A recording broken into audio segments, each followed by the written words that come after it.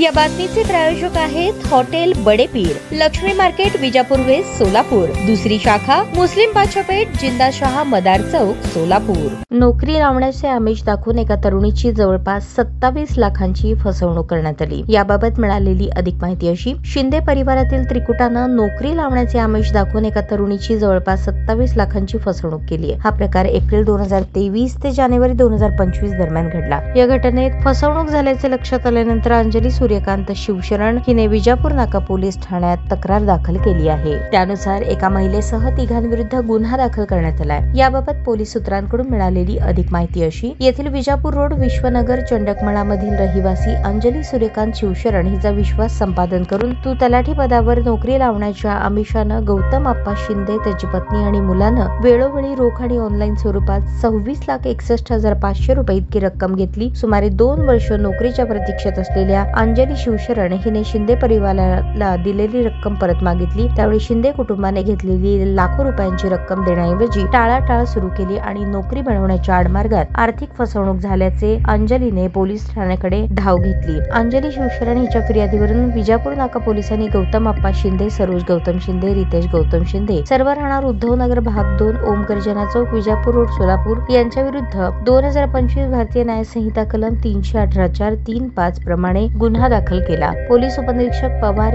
या गुन्ह्याचा अधिक तपास करत आहेत। ताज्या बातम्या पाहण्यासाठी प्राईम महाराष्ट्र न्यूज चॅनलला सबस्क्राईब करा।